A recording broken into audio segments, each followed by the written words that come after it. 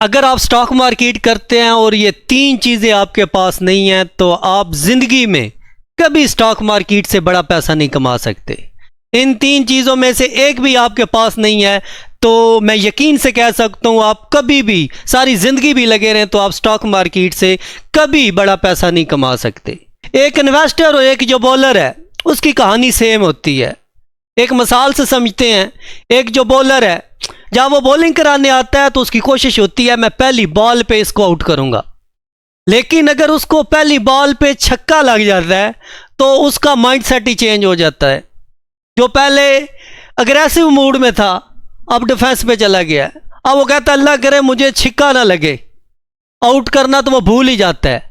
इसी तरह जब एक नया इन्वेस्टर मार्केट के अंदर आता है उसका यही ख्वाब होता है मैं अच्छा प्रॉफिट कमाऊंगा, लेकिन जब उसको थप्पड़ पड़ते हैं ना लॉस के, मार्केट गिरती है, फिर उसकी जो हालत होती है ना वो उस बॉलर की जैसे होती है। वो कहता है अल्लाह करे मेरा जो कैपिटल है बस वो पूरा हो जाए। जब भी उसका कैपिटल पूरा होता है तो वो उस कंपनी से भाग के निकल आता है। लेकिन अगर आपके पास ये तीन चीज़ें हैं तो स्टॉक मार्केट से कोई भी नहीं आपको रोक सकता बड़ा पैसा बनाने से।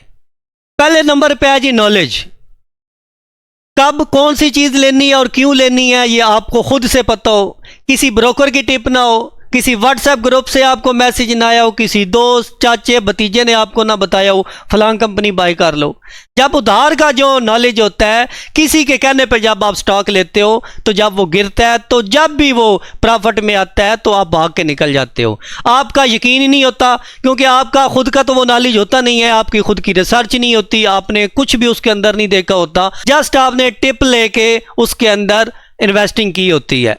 स्टॉक मार्केट के मतलब आपको नॉलेज होना चाहिए, कहीं से भी आप सीख सकते हैं, जिस तरह से सीख सकते हैं आपको पता होना चाहिए।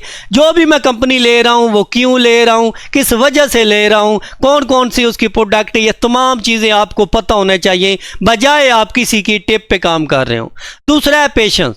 ये तमाम चीज़ें तीनों चीज़ें आपस में जुड़ी हुई हैं। अगर आपका नॉलेज अपना होगा, आपकी जो रिसर्च है वो अपनी होगी, तो उसके बाद जो सब्र है वो खुद ब खुद आपको आ जाएगा क्योंकि आपने मेहनत करके आपने पूरी रिसर्च की है, आपने उसकी बैलेंस शीट देखी है, आपने उसकी P&L स्टेटमेंट पढ़ा है, कैश फ्लोज देखे हैं, आपने सारा उसको पढ़ के रखा हुआ है। आपको पता है ये मैंने चीज़ यहाँ से ली है, मैंने इसको डिस्काउंट प्राइस पे ली है तो ये कभी भी मुझे नुकसान नहीं दे सकती। अगर आपके पास नॉलेज है तो पेशेंस खुद ब खुद आ जाता है। और जो तीसरे नंबर पे है लास्ट में सबसे इंपॉर्टेंट है वो है करेज।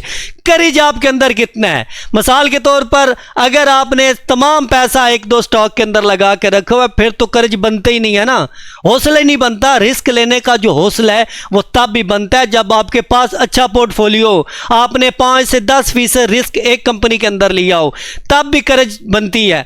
पहले नंबर पे नॉलेज, फिर आपके पास पेशेंस हो, फिर उसके बाद करेज हो। करेज हौसला, रिस्क लेने का हौसला, रिस्क नहीं लेंगे तो कमाएंगे क्या?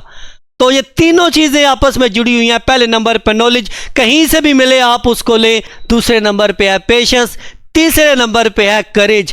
करेज सबसे इंपॉर्टेंट है, ये आपको ये सिखाता है आपने अपना जो पोर्टफोलियो है उसको आपने कम से कम हर जो कंपनी है 5 से 10% उसके अंदर रखनी है। ये नहीं करना अपना तमाम पैसा जो है वो एक स्टॉक के अंदर या 2 स्टॉक के अंदर लगाना है, फिर करेज तो बनते ही नहीं है ना, फिर तो वो हार्ट बीट जो है ऊपर नीचे होगी, जैसे ही रेट्स आएंगे वो भाग के निकलेगा। जो भी भाई पाकिस्तान स्टॉक मार्केट को बिल्कुल इजी तरीके से सीखना चाहता है तो वो हमसे रब्ता कर सकता है। अपना ख्याल रखिए, अल्लाह हाफिज़।